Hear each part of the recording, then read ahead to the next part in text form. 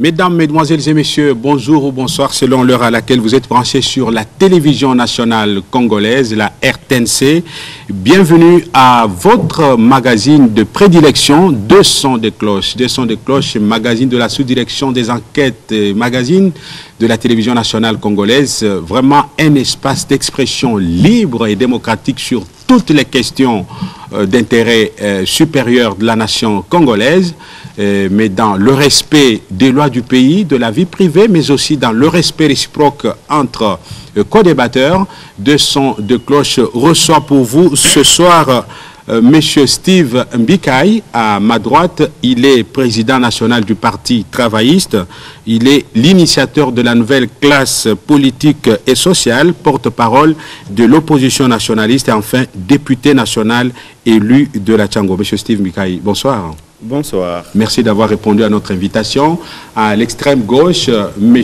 Noël Botakile, lui est professeur de droit public à l'université de Kinshasa.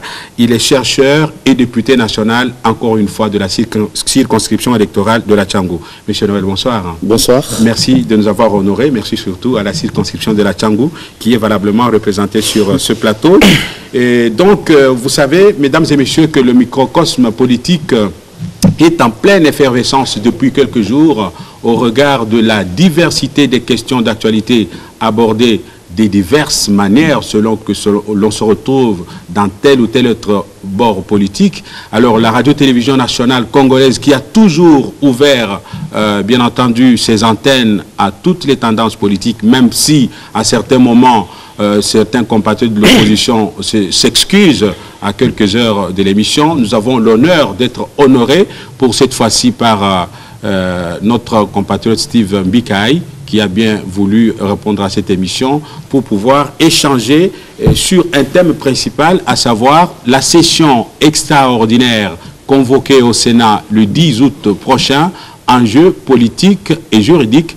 Nous allons, si le temps nous permet, nous allons également évoquer d'autres questions d'actualité, notamment le report par la Commission électorale nationale indépendante des élections de gouverneurs et vice-gouverneurs, et le moment, s'il nous permet également, pourquoi ne pas parler de cette phobie devenue courante du glissement, ce nouveau concept qui a élu domicile dans l'espace public congolais.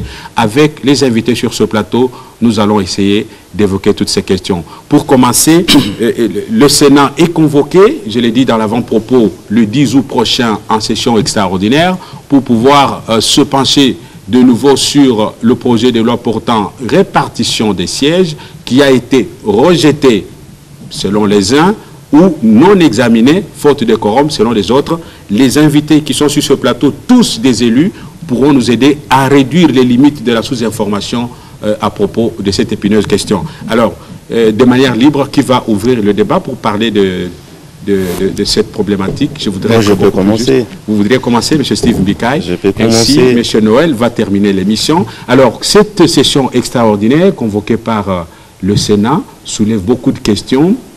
Est-ce que le Sénat a violé la Constitution en refusant d'examiner ce projet de loi vital pour l'organisation des élections locales?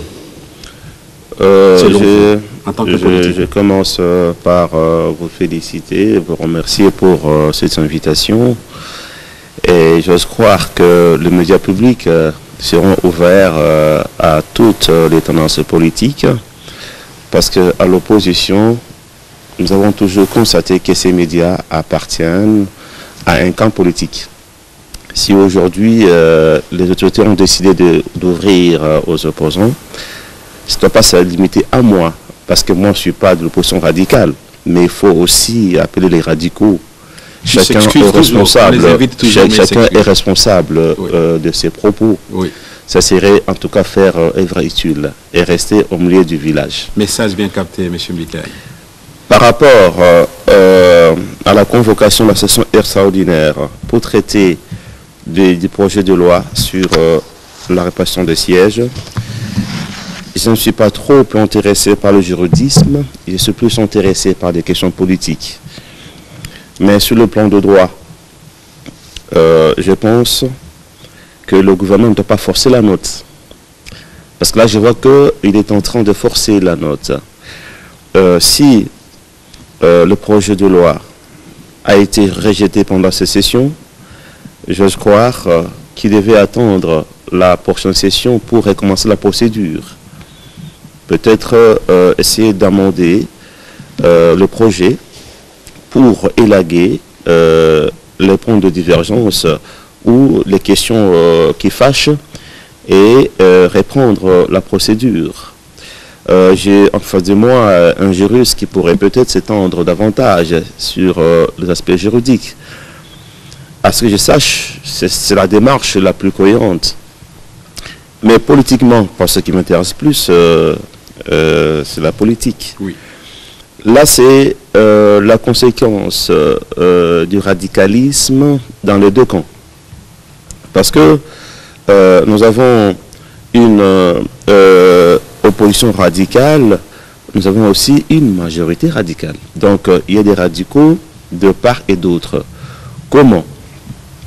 Quand le projet de loi est venu à l'Assemblée nationale, d'abord renvoyé pour incohérence au gouvernement, il y revient à l'Assemblée nationale. L'opposition refuse de participer au débat. La majorité radicale, orgueilleuse par rapport à sa majorité, ne fait pas de démarche envers l'opposition pour la convaincre à venir au débat. Elle estime que, elle peut se passer de l'opinion de l'opposition.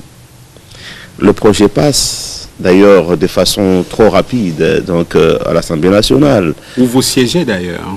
Oui, où je siège. Mais comme l'opposition avait refusé de participer à ces débats, sans être convaincu du boycott, je n'ai pas participé. Question de suivre le point de vue de la majorité, des députés de la majorité, de l'opposition. Donc, je n'ai pas été là. Donc, ça a été voté à l'Assemblée nationale essentiellement par les députés de la majorité. Et là, je comprends maintenant qu'au niveau du Sénat, l'opposition aussi a recalé la majorité. Donc, ça devient un match nul. Quelle lecture il faut faire dans ça? C'est que ces projets de loi n'a pas de consensus autour.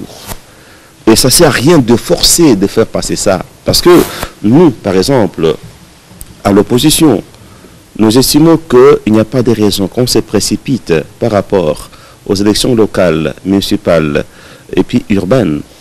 Nous pensons qu'elles sont bien sûr utiles, ces élections, qu'on peut les reporter, on peut les organiser après, même en 2017, parce qu'on n'a pas de contraintes de délai constitutionnel par rapport aux élections locales, et puis on peut aller vite à l'essentiel. Et sur ce point, il y a une divergence de taille entre les deux camps. Il faut la planir. Il ne faut pas croire que parce qu'on a une majorité à l'Assemblée, on a essentiellement une majorité dans l'opinion. Non. Alors, pour ce faire, il faut toujours essayer d'arrondir les angles, convaincre les gens pour évoluer ensemble. Quand il y a vraiment une très grande divergence, autant attendre un autre moment pour y revenir. Voilà, je crois que c'est ce que moi je pense. D'accord. Je donne des conseils aux uns aux autres. Le radicalisme, pour moi, est proche de l'irrationalité. Parce que quand on est radical, j'entends les gens très fiers dire « moi, je suis de l'opposition radicale ». Donc c'est l'extrémisme. Parce que quand on est dans les extrémités, ça met toujours une explosion dans le pays. Voilà. Et c'est une démarche irresponsable. Un homme d'État doit avoir des positions réfléchies pour faire avancer le pays. Or ici, je vais chuter par là. Vous verrez que... Vous avez 5 minutes de temps de parole, vous en avez déjà vous deux verrez de plus. que les gens de la majorité, quand ils passent dans les médias, ils font tout pour être appréciés et plaire au chef de l'État. Vous comprenez? Et d'où la subjectivité. Et les gens d'une certaine opposition, quand ils passent dans les médias, on fait tout pour convaincre les gens qu'on est de l'opposition radicale. D'où ça devient incohérent. Moi, je pense de part et d'autre. On n'est pas en campagne électorale pour faire des débats contradictoires du genre propagandiste. Ici, on vient faire les débats pour faire avancer la nation. D'où la responsabilité dans la démarche, dans les propos et dans les idées. D'accord, merci. Je rappelle la méthodologie de l'émission, c'est que le temps de parole est de 5 minutes chacun. Monsieur Steve Mbikai, vous avez consommé 5 minutes avec 2 minutes de bonus. Je crois faire la même justice à votre co-débatteur. Monsieur Noël Botakile, est-ce que vous pouvez, à votre tour, nous éclairer sur cette question en rapport avec cette session extraordinaire convoquée au Sénat pour revenir sur le projet de loi portant répartition des sièges pour les locales en RDC. Merci, monsieur le journaliste, de l'opportunité que vous nous accordez de discuter dans cette occasion de débat contradictoire avec mon aîné Steve Mbikai de ces questions majeures de la République. Je suis heureux de l'entendre faire allusion à l'existence dans les deux cas, c'est-à-dire majorité-opposition, d'un certain radicalisme, et que moi, je me sens heureux que sur ces plateaux, on en ait alors deux, des modérés de ces deux camps, ce qui nous permet de discuter librement, calmement, de ces questions qui peuvent nous converger. Et ça va étonner les autres. Je suis tout à fait l'actualité avec aussi autant d'intérêt que ceux qui le lisent politiquement. Parce que moi, l'actualité, j'ai plutôt des armes techniques de droit pour bien la lire. Et je me réalise que il se passe comme si le Sénat veut aller en deuxième session extraordinaire dans un même espace de vacances parlementaires. Alors, je dois noter que lorsque l'on jette un regard attentif sur la lettre et l'esprit de la portée de disposition de l'article 116 de la Constitution qui prévoit la possibilité de session extraordinaire, tout de suite, on ne voit pas que c'est incompatible, ce n'est pas interdit du tout. Cependant, la seule question qui se pose est celle de savoir quelle matière, pour quelle matière le Sénat va en un seul espace de temps en session extraordinaire. Et c'est là qui peut faire l'objet de ma petite nuance, c'est qu'il faut considérer, je suis désolé pour ceux qui ne seront pas d'avis, que la première session extraordinaire convoquée à l'initiative du président de la République, le 4 juillet, parfait, a été clôturée dans les deux chambres. L'Assemblée nationale, pour la répartition des sièges, a émis un vote positif. Le texte est parti au Sénat, qui, à la clôture de cette question, a émis un vote qui équivaut à un vote négatif, c'est-à-dire que le Sénat a donc, par ses biais, par ses votes, rejeté l'initiative législative s'agissant de la répartition des sièges et a clôturé sa session.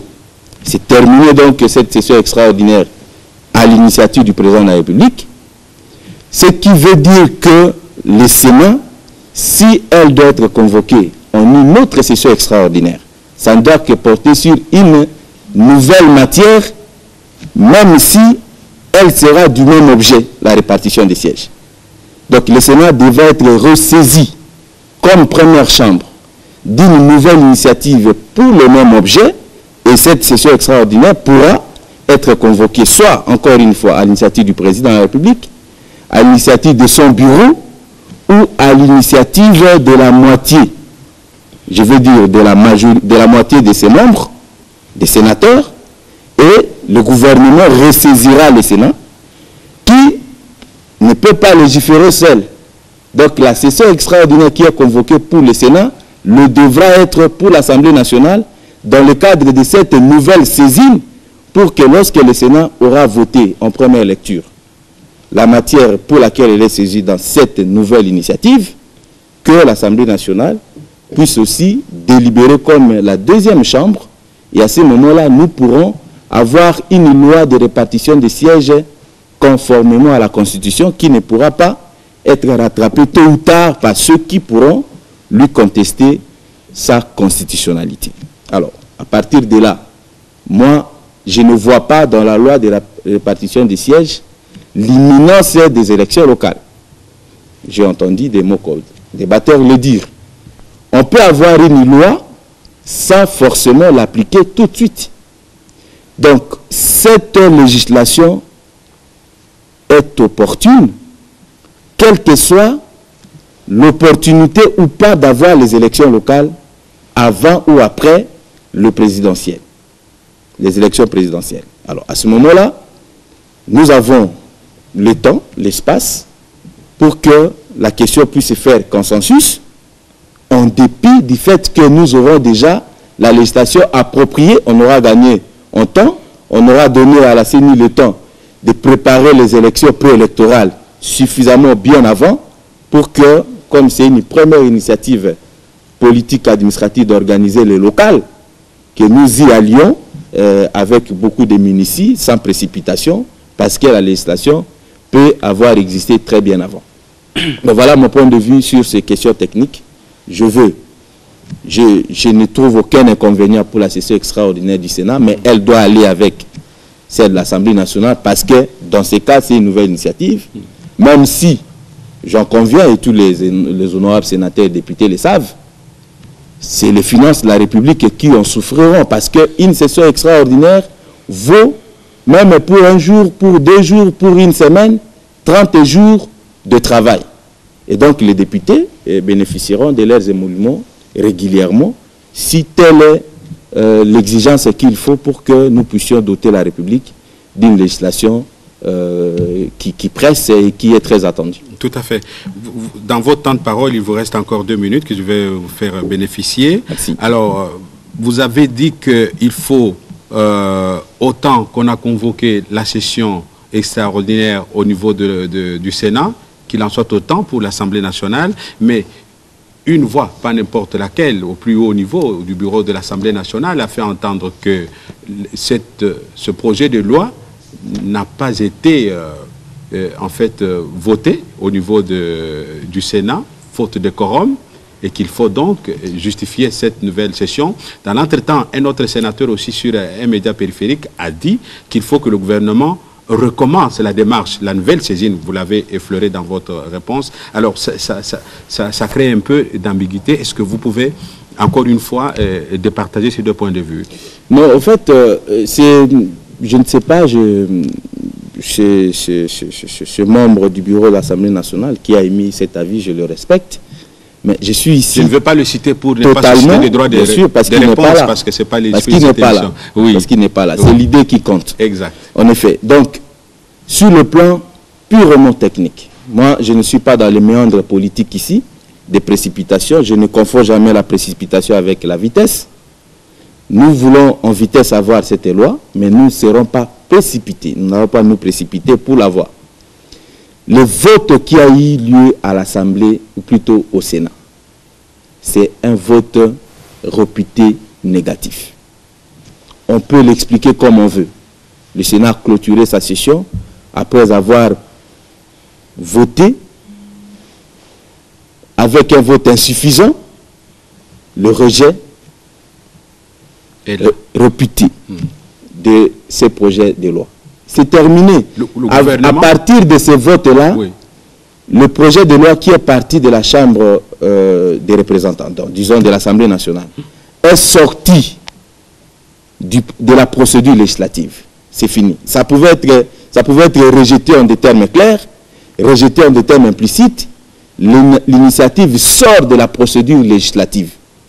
Maintenant que la majorité, la moitié des sénateurs trouvent que cette initiative elle est fondamentale pour la stabilité, pour les affaires publiques de la République, à la base, oui, ils peuvent demander à leur bureau de reconvoquer le Sénat en session extraordinaire. C'est ce qui est fait d'ailleurs dans le cadre d'une nouvelle initiative. Ils ne vont pas revenir sur leur vote. C'est fini cette histoire de la session extraordinaire sous l'initiative du président de la République avec les 2 chambres qui l'ont clôturé. C'est terminé. Maintenant, les 2 chambres, elles doivent être saisies d'une nouvelle initiative Et comme c'est le Sénat qui prend l'initiative, il peut le faire. Et l'Assemblée nationale sera reconvoquée en session extraordinaire, probablement à l'initiative du bureau, qui aura constaté qu'il faut que l'autre chambre soit en session pour que la première lecture qui sera faite par le Sénat pour cette nouvelle initiative, comme l'a dit mon collègue Steve Mbikai, qui aurait intégré les différentes observations de ceux qui n'étaient pas d'accord avec l'autre version rejetée, pour que, certainement, à l'Assemblée nationale, ça ne posera pas de problème, parce que le problème ne s'est pas suffisamment posé au niveau de l'Assemblée nationale. Ça ira très vite, et nous aurons un vote concordant entre les deux chambres, et en paritaire, nous voterons, si nous n'aurons peut-être pas les paritaires. Le vote sera peut-être concordant, et nous aurons je vais dire, un projet de loi qui sera envoyé au président de la République pour promulgation. Mais ce sera, je souligne, une nouvelle initiative. Donc, le ministre qui a amené le projet réintroduira le projet au Sénat. Il y aura un débat général au niveau du Sénat sur le nouveau texte. Et quand le Sénat l'aura adopté, il passera à l'Assemblée nationale en seconde lecture. Et à ce moment-là, nous pourrons avoir ce projet de loi avant la reprise de la session ordinaire de septembre. D'accord. Je vous ai laissé déborder de 3 minutes par rapport à votre temps de parole, vu la pertinence de votre intervention. Je donne les mêmes 3 minutes à M. Steve Mbikai, s'il a quelque chose à dire par rapport à ça, et puis nous abordons une autre question. Oui. Est-ce que vous ne craignez pas là, effectivement, que la démarche du Sénat nous entraîne tout doucement mais sûrement vers la phobie du glissement?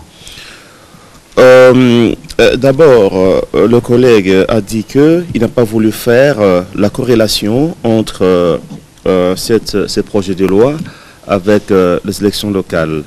Mais je me pose la question, alors pourquoi cette insistance? Pourquoi la précipitation?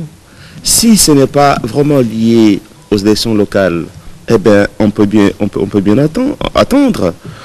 Alors, et puis, nous pensons que c'est même inopportun d'en parler maintenant, dans la mesure où il y a pratiquement une convergence des idées par rapport à l'enrôlement de nouveaux majeurs, qui sont estimés à 8 millions de personnes. Je ne sais pas comment est-ce qu'on a eu ce calcul.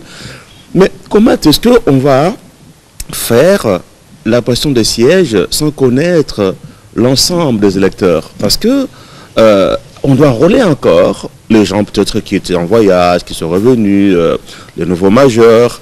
Pourquoi alors on préfère débattre de ces projets de loi avant ça? Donc je ne comprends pas cette précipitation. Mais je voudrais un peu en profiter pour essayer d'éclairer l'opinion. Vous restez sur les sujets, hein? Oui, mais c'est sur les sujets, parce qu'il faut mettre les choses dans le contexte. Et là, parce que vous m'avez présenté, je suis une minute et demie, oui, de l'opposition nationaliste. Oui. Il faut que les gens comprennent la nuance, c'est quoi, n'est-ce pas, par rapport, pour qu'ils situent bien mes propos. Donc, nous sommes de nationalistes, donc c'est en opposition au radicalisme, et surtout que nous plaçons, il y a 2 combats chez nous, à la NCPS. Il y a un combat qui est plus important, c'est le combat pour la souveraineté nationale, l'indépendance politique, économique et culturelle de notre pays, qui vient à l'avant-plan. En second plan, il y a le combat pour la conservation du pouvoir et la conquête du pouvoir. On s'est rendu compte que la majorité se bat plus pour la conservation du pouvoir et une opposition radicale pour la conquête du pouvoir. Alors, le combat de la souveraineté est laissé de côté. Je suis content, c'est important. Oui, je suis content d'avoir un député des Palou sur le plateau. Parce que l'idéologie du Parti travailliste est similaire à celle du Palou. Sur le nationalisme. Là n'est pas une question. Non, il faut qu'on nous comprenne. On va y revenir peut-être. La non-dépendance, on doit comprendre le contexte. On a le temps. La non-dépendance, c'est sûr. Sauf que eux soutiennent un projet-société que nous combattons et un programme qui est de droite. Monsieur Mbikai, ils sont de gauche, mais ils soutiennent pratiquement un programme libéral. Nous allons parler des idéologies de vos partis dans notre émission. Merci pour la digression. Mais nous passons à un deuxième sujet, c'est le report des élections des gouverneurs et vice-gouverneurs des nouvelles provinces démembrées la CENI motive ce report au fait que les candidats n'étaient pas en mesure de rejoindre leur nouvelle province dans le délai, conformément au calendrier initial. Est-ce que cela ne va pas également entraîner une sorte de glissement? Il y a même certaines langues qui suggèrent que les gouverneurs des provinces démembrées soient nommés. Cette fois-ci, je commence avec le professeur Noël Botakile. Qu'est-ce que vous en pensez? Ben, écoutez, pour rapidement, en une minute, ramasser la problématique des phobies de glissement et de l'enrôlement des nouveaux majeurs. Écoutez, personnellement, j'ai toujours trouvé que aussi bien cette peur exagérée de glissement, alors qu'on le vit avec le Sénat qui est censé avoir terminé son mandat depuis juillet 2012, il glisse. Et depuis 4 ans, les assemblées provinciales qui ont censé avoir terminé leur mandat depuis juillet 2012, qui glissent, enfin, si glissement ça a un sens sur le plan technique. Non, je crois que la loi sur la répartition des sièges n'a rien à voir avec le glissement. Parce que c'est des arriérés électoraux. Rien du tout. En effet, il ne s'agit même pas des arriérés. Nous n'avons jamais organisé les élections locales pour que ça soit un arriéré. Mais c'était prévu. C'était prévu, mais ça n'a jamais été organisé, donc il n'y a pas d'arriéré. Donc nous les aurons les jours que nous les aurons organisés. Il y a plutôt arriéré dans le cadre des élections provinciales. Des députés, des sénateurs, des gouverneurs des provinces. Donc là, j'y arrive, c'est la question principale. Et donc je termine en disant que il faut que nous ayons cette législation le plus tôt pour éviter que les élections locales ne soient jamais organisées dans cette République. Cette législation doit venir. Et cette fameuse situation où ces débats autour des nouveaux majeurs ne peut pas s'inviter parce que enrôler le nouveau majeur, c'est une activité ordinaire, normale de la CENI. C'est une activité technique que la CENI doit à tout moment, en revisitant son fichier électoral, accomplir cette activité pour rester conforme aux lois, à la Constitution et aux lois de la République. Et donc, nous sommes demandeurs, nous aussi de la majorité, que la CENI soit à la taille pour que son fichier soit régulièrement actualisé pour prendre en compte tous les Congolais à l'âge de voter.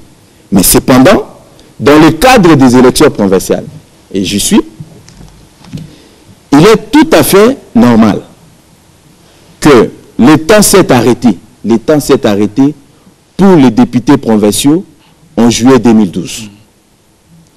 Les derniers jours de la 5e année de leur mandat qui a commencé en 2006.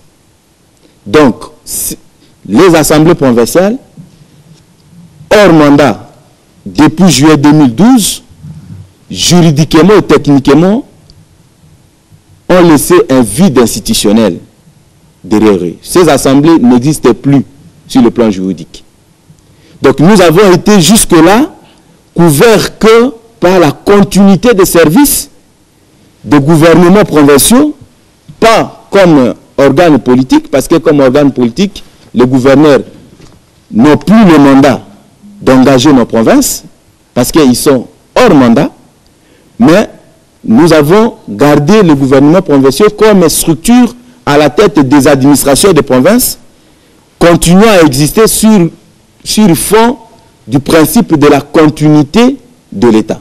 Parce que l'État ne peut pas disparaître. Tout à fait. Alors, dès lors qu'avec l'installation de nouvelles provinces, ces gouvernements provinciaux des anciennes provinces sont dissous, nous assistons dans nos provinces, aussi bien dans les nouvelles provinces particulièrement, oui, à un vide institutionnel. Nous n'avons plus des organes dirigeants dans les nouvelles provinces. Les députés provinciaux hors mandat ne peuvent pas constituer des assemblées provinciales pour les nouvelles provinces. Parce qu'ils ne peuvent pas élire, c'est ça. Ils ne peuvent pas élire. Ils ne peuvent pas engager les nouvelles provinces parce qu'ils ont perdu leur légitimité et leur légalité du fait de l'expiration de leur mandat, ils n'ont aucun acte, aucun engagement pour le cadre de nouvelles provinces. Une sous-question, professeur, parce que vous êtes professeur de droit, ça va nous aider à éclairer aussi l'opinion. Parce que vous démontrez argumentativement que les députés provinciaux n'ont plus mandat, déposer quelques actes que ce soit, mais en vertu de quoi les sénateurs qui sont dans le même cas votent des lois? Est-ce que ces lois-là sont, comment dirais-je, légitimes ou légales, je ne sais pas, selon vous? Si vous m'aviez posé la question clairement au terme des sénateurs, je le dirais. Lorsque un organe politique de nature législative arrive à fin mandat, il n'y a pas un impératif de continuité de l'État pour les soutenir. La continuité de l'État concerne les organes qui gèrent l'administration. Donc l'État peut exister sans Parlement, l'État peut exister sans organe délibérant. L'organe délibérant est une dimension politique pour rationaliser ce que fait l'administration avec une poignée de personnes qui émanent des organes législatifs, comme électeurs de second degré. Mais en effet, même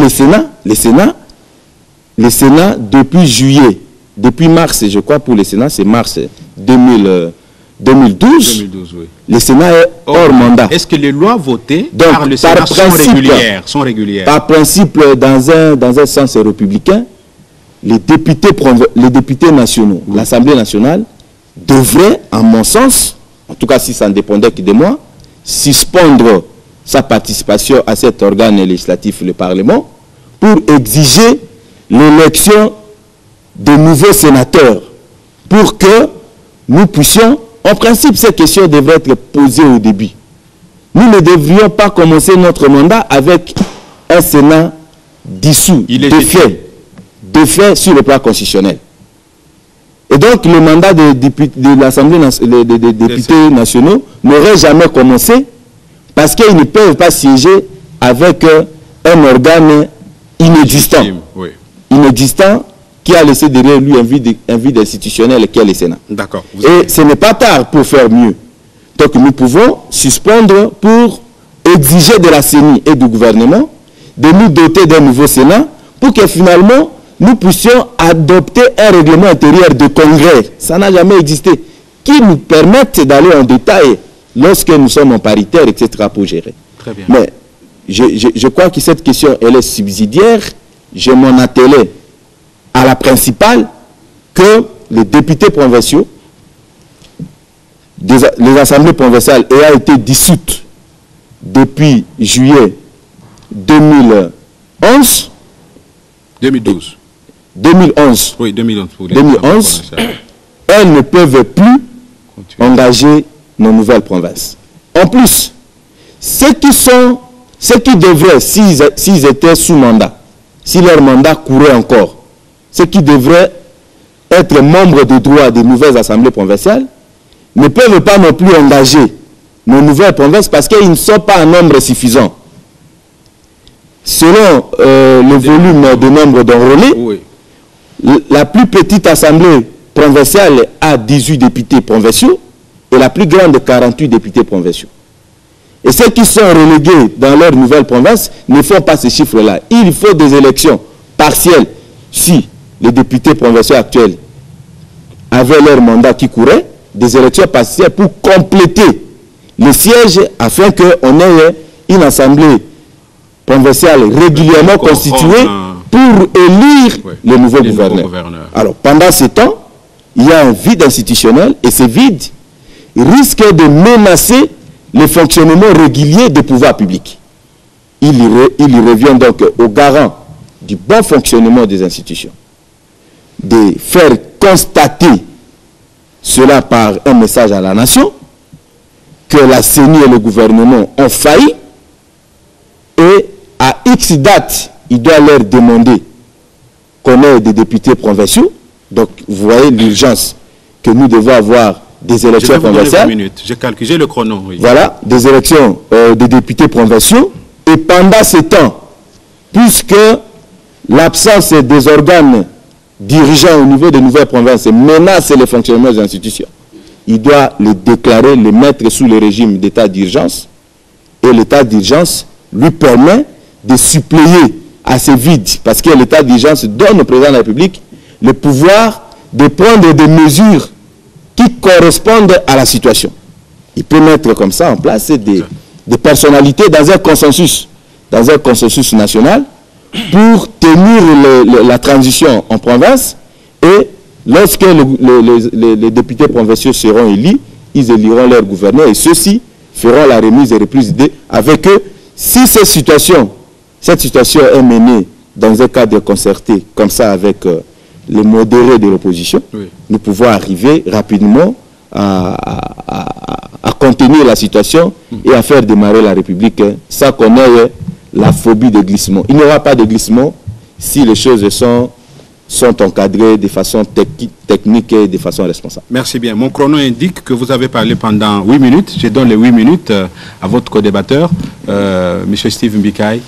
Un mot par rapport à cette question de gouverneur et vice-gouverneur et même tout ce qu'il y a comme des questions connexes soulevées par votre collègue. Moi, je pense que c'est l'un des meilleurs débats que j'ai eu avec quelqu'un de la majorité. Et c'est la conséquence, pas d'avoir des modérés, mais d'avoir des personnes rationnelles. Parce que moi, souvent, je n'aime pas l'appellation modéré. J'aime parler de la rationalité. Parce que quand on est rationnel, on est objectif. Ça fait une semaine que je dis ce qu'il dit. Et je vais me dire sans objet. Parce que tout ce qu'il a dit, je l'ai développé sur d'autres médias.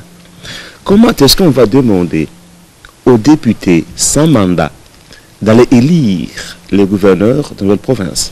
Et dans l'entente, vous laissez les sénateurs? Si réellement ils avaient un mandat pour le faire, ils auraient déjà élu le nouveau gouverneur depuis tout ce temps, parce qu'ils ont fait mandat. Ils auraient déjà élu le nouveau sénateur. Pourquoi laissent-ils les sénateurs en place et les gouverneurs des anciennes provinces, mais ils vont élire les gouverneurs de notre province?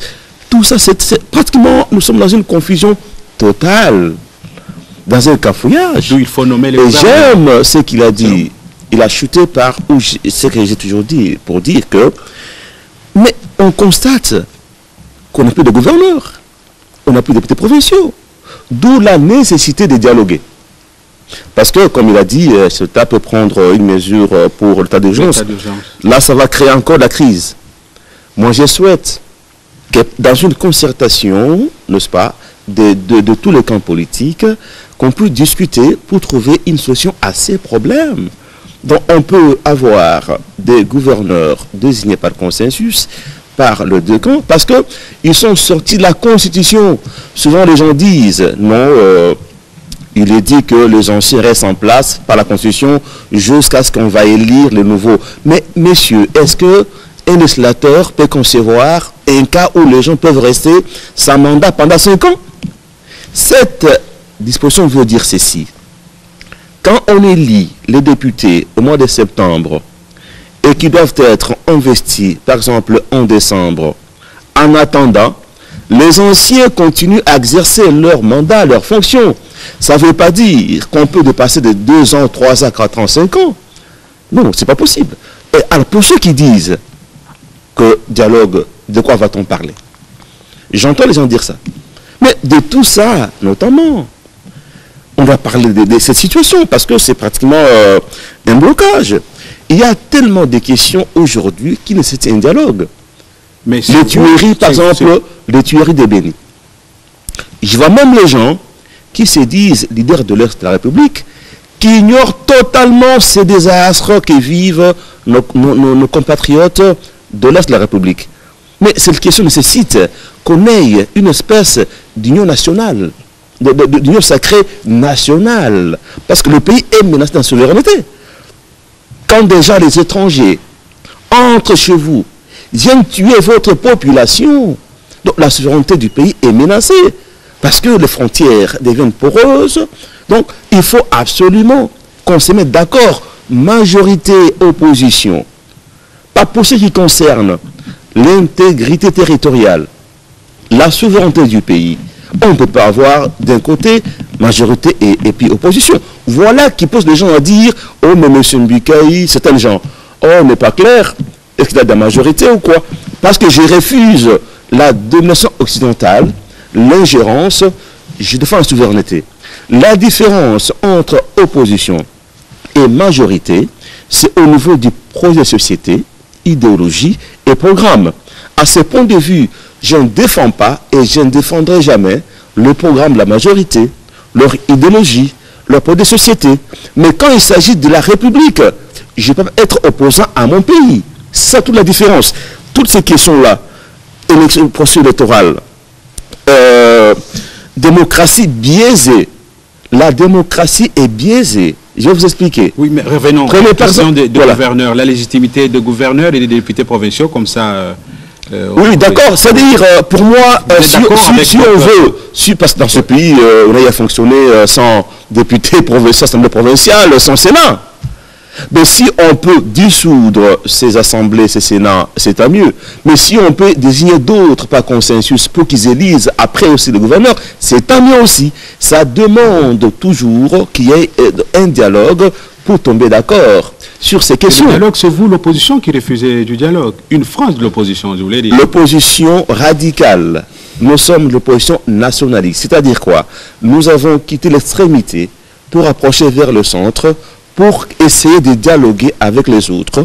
Et hier, vous avez suivi, j'étais à la MONUSCO, pour demander à M. Kobler de jouer le rôle des bons offices qu'il est reconnu par la récession de 98. Pas pour qu'il convoque, parce qu'il n'a aucun droit pour convoquer le dialogue, même pas pour le diriger. C'est un dialogue des Congolais pour les Congolais par les Congolais, mais il peut utiliser ses bons offices pour réconcilier les gens, les pousser à les parler. Je l'ai vu pour ça. Il y a les gens dans ce pays qui sont à l'aise que quand il y a un blanc ou un étranger. Mais ces gens-là envoient leur colère. Je suis resté constant. Parce que quand j'étais resté par le chef de l'État, je lui avais dit que nous sommes prêts à parler entre Congolais. Mais comme il y a des Congolais qui sont bien, qui sont à l'aise, en sécurité quand il y a des étrangers, mais envoyez-leur M. Kobler les convaincre. Eh bien, c'est ce que je fais. C'est pour dire que je suis préoccupé par le devenir de mon pays. Parce que je vois, franchement, un blocage en perspective. J'ai parlé d'une démocratie biaisée. Je vais peut-être finir par là.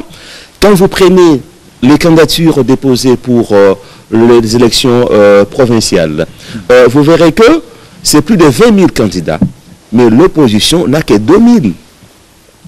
Ce n'est pas parce que le peuple n'est pas pour l'opposition, mais que nous.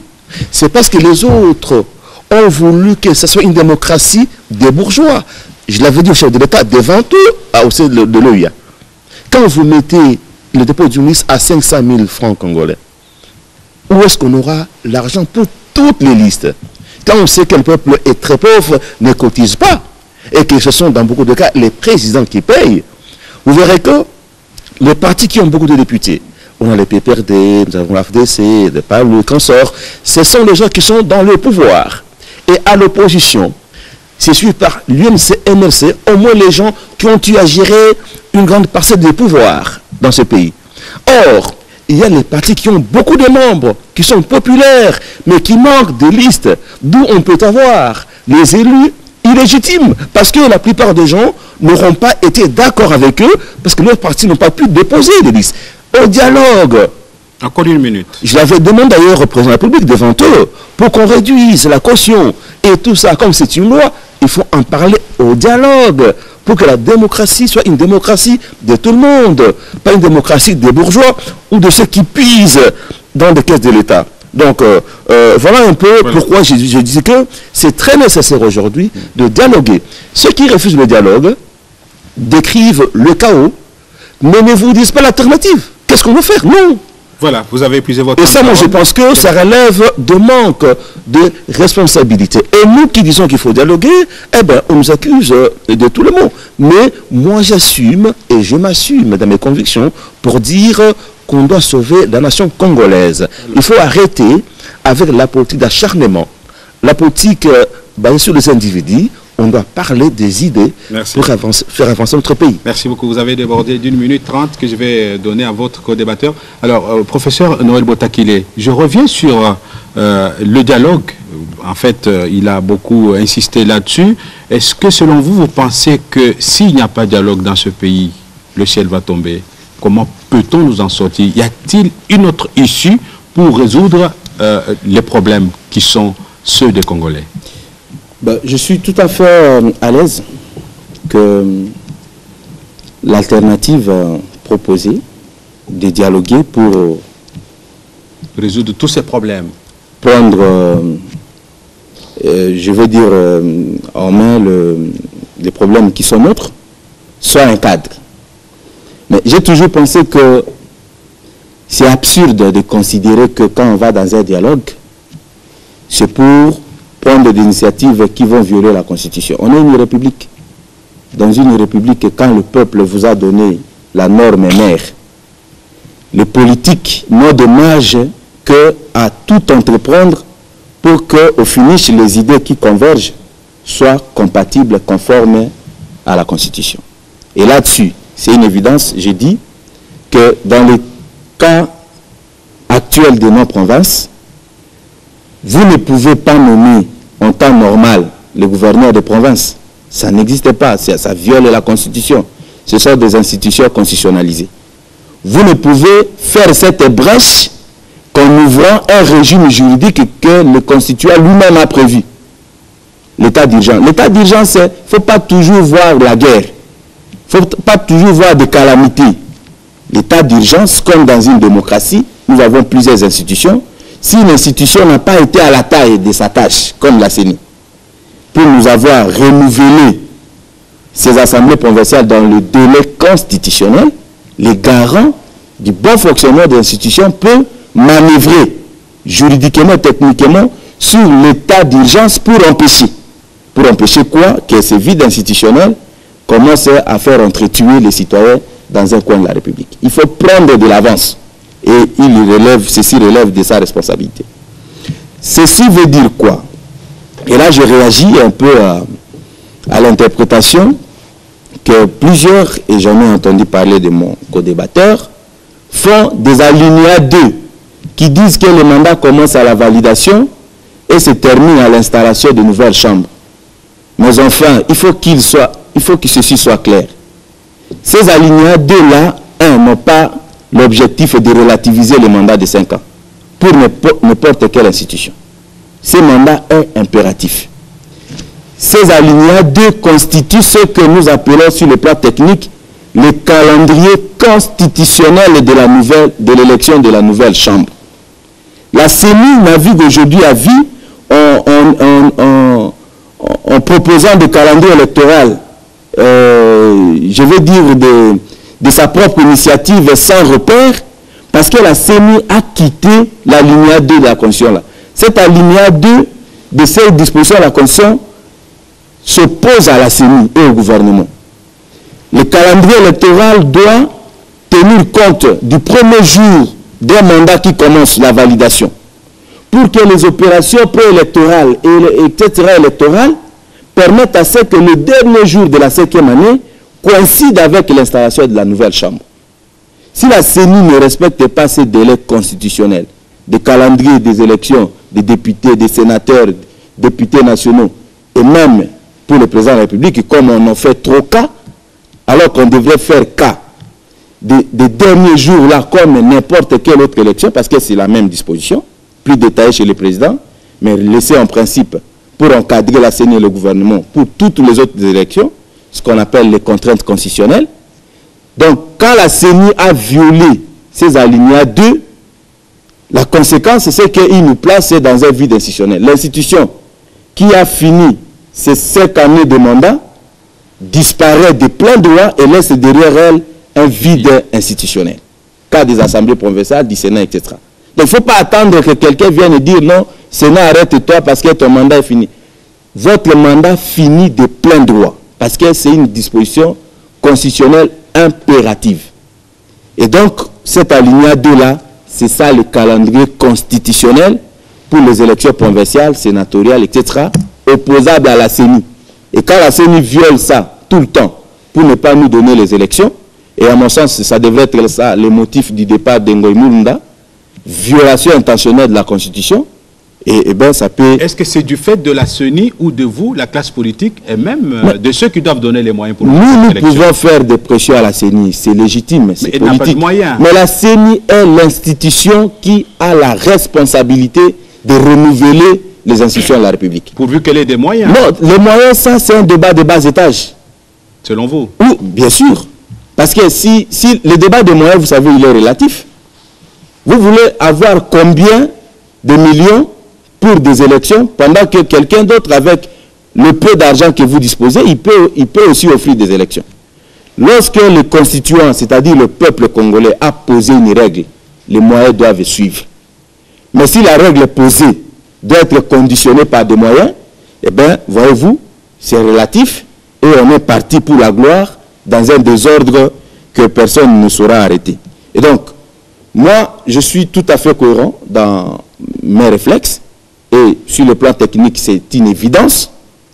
Il faut que la CENI respecte et se conforme. Un calendrier qui ne se conforme pas à cette alinéa-là déjà interconstitutionnel, et un calendrier qui ne donne pas l'institution de remplacement au dernier jour de la fin du mandat de l'institution qui a expiré, eh bien, c'est responsable de la CENI. Il faut que tous les politiques et les juridiques, les judiciaires demandent sa tête. Je termine par... Vous avez 2 minutes. Ouais, je termine par la plainte que mon co-débatteur fait des cautions plus élevées de la loi électorale, etc. Mais vous savez, ça aussi, et je suis heureux que je débatte aujourd'hui avec vous, une des conséquences de, disons, de la sortie pour l'opposition, une conséquence pour l'opposition d'avoir vidé le débat de la loi électorale. Pour nous, les partis de la majorité, nous trouvions que ces montants-là étaient raisonnables pour permettre d'éviter que les gens aient un engouement inutile autour des candidatures. Mais comme eux n'étaient pas là, nous n'avons pas eu une contre-idée de la réalité que les partis d'opposition vivent pour que la rationalité autour des montants soit. Donc cette histoire de chaises vides, et je suis heureux d'entendre le collègue Steve recommander que s'il faut discuter, qu'on aille discuter. Les décisions de la République qui se prennent dans un débat, même houlé, mais ensemble. À ce moment-là, ceux qui sont absents risquent de constater les dégâts contre eux. Plus tard, alors qu'ils auraient évité ça, même dans un débat houlé, parce qu'on aurait pris en compte et en charge leurs contre-propositions. Donc, discuter, dialoguer, oui, mais attention, on dialogue pour trouver la meilleure formule de conformité à la Constitution. Dans le cas contraire, évidemment, ce genre de clubs deviennent trop dangereux pour le peuple et pour la République, parce qu'il faut toujours garder les repères.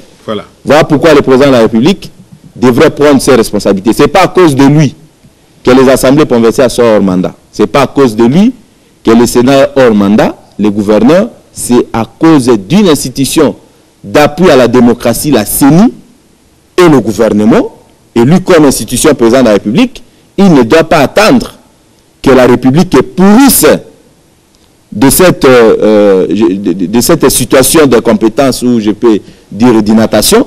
Il doit en appeler au respect des règles mères, d'en informer à la nation et de prendre ses responsabilités pour stabiliser la situation évasive actuelle des nouvelles provinces et donner un timing et au gouvernement et à la CENI, gouvernement pour les moyens, CENI pour la technique, afin que nous ayons des élections provinciales sans délai. Monsieur Steve Mbikaï, il a débordé les 2 minutes dans son temps de parole que je vous accorde. Si vous avez quelque chose à redire par rapport à ça, et puis on aborde notre sujet. Oui, je vais commencer par cette affaire de boycott des séances plénières par l'opposition. Ceux qui me suivent doivent comprendre pourquoi souvent je prends des positions contraires à certains de mes collègues à l'Assemblée nationale. C'est tout à fait aberrant que vous sortez de la salle, quand les autres restent voter une loi, vous l'appliquez. Voilà maintenant que nous appliquons la loi sur des cautions qui a été votée sans l'opposition. La conséquence, c'est quoi? Nous, on n'a que 2000 candidats et en ont 20 000. Mais imaginez la suite, les résultats. Et ça, c'est que l'opposition, finalement.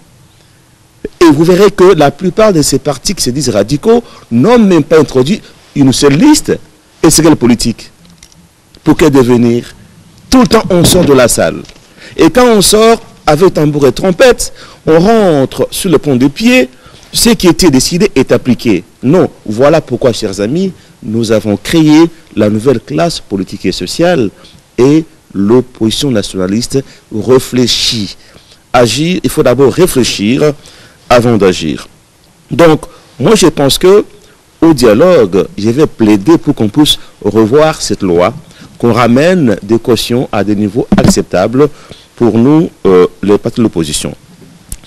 Je ne suis pas d'accord avec mon collègue quand il dit que la faute incombe à la CENI pour la non-organisation des élections. Non, la faute incombe à 100% au gouvernement qui ne donne pas les moyens. La CENI est un organe technique qui n'attend que les moyens pour exécuter son programme. Au lieu de donner ces moyens, notamment pour les élections de députés provinciaux, le gouvernement préfère construire un immeuble intelligent à 42 millions de dollars. Parenthèse, j'ouvre une parenthèse pour dire, j'exige un audit de cet immeuble pour voir si ça peut réellement coûter 42 millions de dollars. Parce que moi, Premier ministre, avec ça, je poserai un acte qui amènerait le peuple à soutenir mon gouvernement et mon régime. Je construirai par exemple des logements sociaux. Je peux raser Barumbu et construire des immeubles pour le logement de la population. Ou alors, pendant qu'on parle de coupage territorial avec des gouverneurs qui vont travailler dans les salles de classe, mais j'aurais construit des bâtiments administratifs dans toutes les 26 provinces avec 42 millions. Voilà pourquoi j'ai dit que les Palous, un parti de gauche, est dans un gouvernement qui applique pratiquement une politique de droite, une politique néolibérale. On aurait dû prendre un immeuble Royal pour mettre le gouvernement, mais construire les hôtels de vie dans toutes les provinces. Mais même financer les élections. Moi, je pense que ce gouvernement mérite la démission. Et pendant ce temps, le Premier ministre vous parle de la croissance. On est félicité par... Pas d'attaque personnelle, hein, parler des institutions, en fait. J'ai pas le Premier ministre. J'ai incité personne. Moi, ça, c'est pas dans mon style moi d'attaquer les individus. Oui. J'ai cité le Premier ministre. Oui. C'est lui qui gère, n'est-ce pas, le pays, n'est-ce pas? Il est très fier quand il est félicité par les institutions étrangères, comme le FMI. Mais il ne tient pas compte de ce que dit le peuple. Il vous parle de la croissance, vraiment, est à 2 chiffres. Revenons à la question. Mais pendant ce temps, l'IDH de RDC, nous sommes le dernier. Allez consulter le tableau de l'année passée de PNUD, et par rapport au PIB par habitant, nous sommes avant-dernier après le Burundi, avant le Burundi. Donc, je veux dire... Revenons à la question centrale, oui. J'aurais voulu que le PALU, qui est un parti frère idéologiquement, influençât les gouvernements pour prendre des actions sociales. Nous appelons ça, au niveau de notre parti travailliste, un capital socialement irresponsable, alors, qui profite à la minorité plutôt qu'à la majorité. Vous conservez la parole. Alors, par rapport au gouverneur, je veux dire d'abord à mon co-débatteur, on referme la je pense qu'il y a moyen de faire la symbiose entre l'état d'urgence et le consensus. Donc le chef de l'État, qui a cette prérogative, peut, avant d'agir, demander un consensus de la classe politique. C'est comme le dialogue. Il n'est pas constitutionnel. Oui, je crois que, vous êtes d'avis, oui, je crois que ça peut aider à ce qu'on avance. Voilà pourquoi je lance encore un appel à mes collègues de l'opposition. Ok? L'erreur est humaine. Ils peuvent revenir à la raison. Parce que si nous partons au dialogue en étant unis comme opposition, on ne peut pas nous imposer. Ils disent que non, là, il y aura un glissement. Mais au dialogue, on cherche un consensus, on ne vote pas. Ou on glisse ensemble, ou non, mais pourquoi est-ce qu'on doit chercher à glisser? Parce qu'on peut chercher des voies et moyens pour avoir les finances. Comme moi, j'ai proposé, par exemple, que nous puissions céder une partie de nos émoluments chaque mois. Par exemple, et demander au peuple de cotiser 1000 francs par mois pour ceux qui veulent pour les élections. Parce que si nous arrivons au glissement comme ça, tel que nous partons, il y aura instabilité. Et aussi, ceux qui pensent qu'on peut résoudre la crise par la violence se trompent. Vous voyez, au Burundi, la violence peut même dévorer ses propres initiateurs. Le peuple, on a tué le peuple, on a tué les opposants. Maintenant, on est en train de tuer même les généraux qui tenaient le pouvoir. Donc, il faut éviter de croire qu'on peut passer par la violence pour résoudre une question. Parce que même après la violence, on finit toujours par le dialogue. Voilà qu'au Burundi, maintenant, on demande encore aux gens de dialoguer. Donc, je lance un appel à tous les radicaux de la majorité et de l'opposition de comprendre qu'on ne doit pas mettre le pays à feu et à sang à cause de nos ambitions politiques. C'est très important. Et je pense que ce soir, je serai écouté, surtout par mes collègues. J'appelle souvent ces gens-là OMP, opposition, et majorité présidentielle pro-Occident. Ils sont tellement dépendants de l'Occident, des impérialistes, que moi je suis souvent dépassé, parce que, comme je dis, le gouvernement a la main tendue pour les élections, pour le budget, et d'un côté, il veut être souverain sur le plan politique, mais c'est incompatible. On veut une souveraineté politique, une dépendance économique. Et de l'autre côté, l'autre frange de l'opposition, prête à dormir dans les ambassades. Quelqu'un vous dit chaque jour, hier j'ai mangé l'ambassade de France, demain ça sera celui des États-Unis. Mais ça c'est quelle dépendance? Vous êtes en réunion des Congolais, mais avant de décider, un monsieur appelle un ambassadeur des États-Unis pour poser des questions, et après on redémarre le débat. Et moi, je ne peux pas accepter ça. Même s'il faut peut-être ne pas être élu parce que je défends la souveraineté du pays, je dis oui, je ne peux pas dépendre des puissances étrangères. Et ce qu'on dit en Lingala, Batekimboka. Mais c'est ça. Les deux camps, Batekamboka. Et nous disons, nous, au niveau de l'opposition nationaliste, que nous devons arrêter avec ça. Merci. Et je lance un appel à tous les nationalistes qui sont même du côté pouvoir, opposition, aux prochaines élections. On doit tout faire pour être ensemble. Les gens de gauche entre eux, de droite entre eux, comme ça au moins la scène devient plus claire. Merci. Et plus retraçable. On tend vers la fin de l'émission. Je vous ai donné vos 2 minutes que vous avez récupérées sur le temps de parole du professeur Botakile. Donc on va devoir terminer l'émission avec lui. La régie me fait signe que nous avons presque débordé. Professeur Botakile, je voudrais vous relancer par rapport à cette problématique des ouvrages, des infrastructures en cours de construction. Votre co-débatteur estime que ça serait inopportun d'avoir un hôtel du gouvernement plutôt que de financer les élections de 42 millions pour l'hôtel du gouvernement. Est-ce que c'est votre point de vue par rapport au concept clé de la révolution de la modernité? Non, pas du tout, pas du tout. Je ne suis pas de ces points de vue, mais nous voyons pratiquement la même chose. En fait, mon co-débatteur autant que moi, nous sommes des élus, nous sommes députés.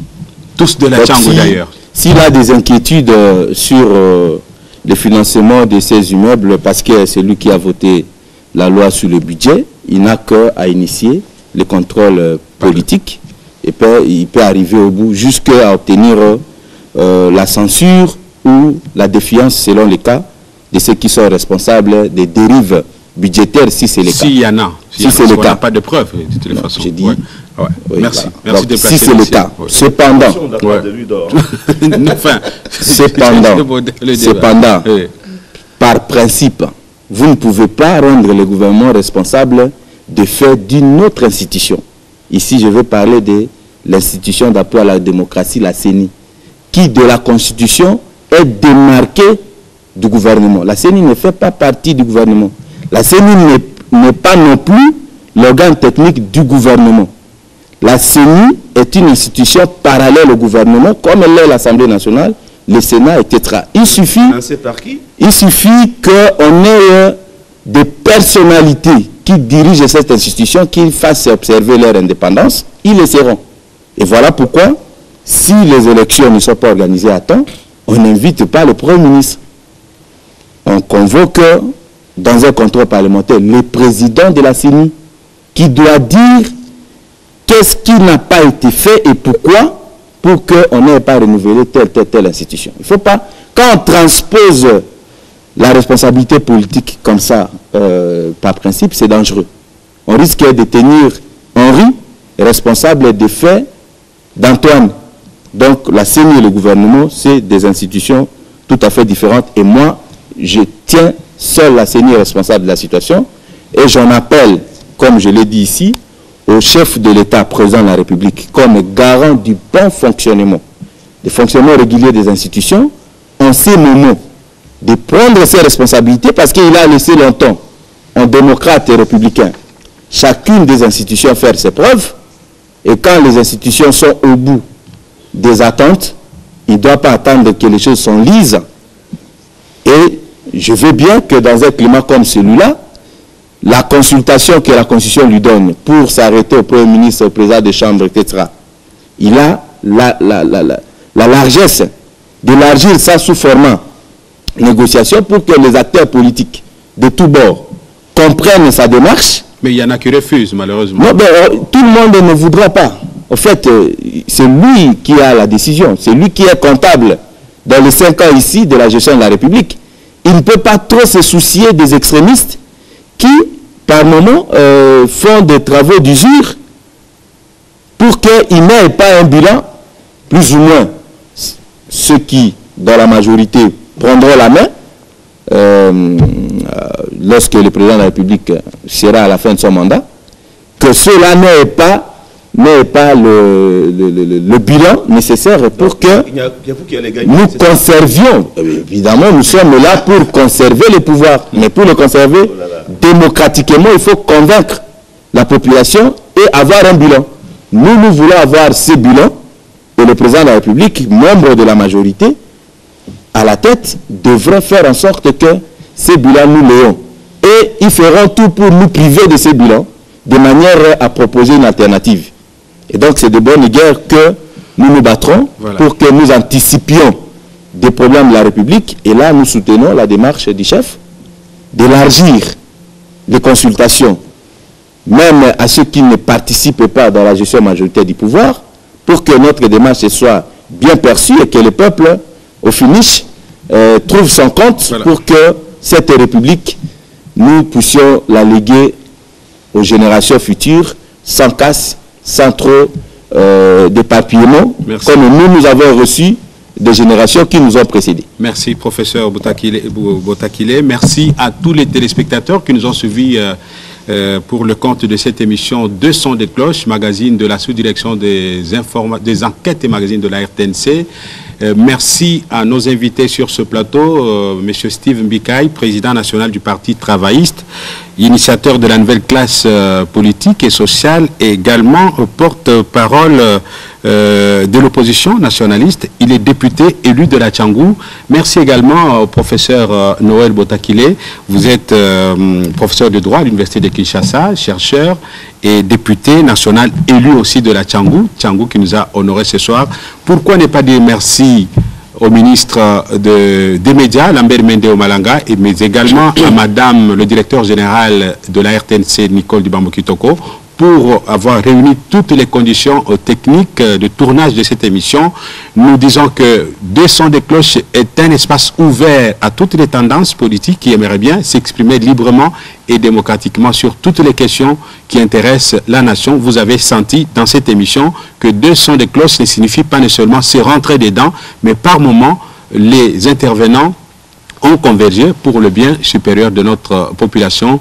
Il ne nous reste plus, mesdames et messieurs, qu'à vous dire très sincèrement merci, dans l'espoir de vous retrouver pour le prochain numéro. D'ici là, portez-vous très bien et conservez jalousement le canal de la télévision nationale congolaise. Au revoir.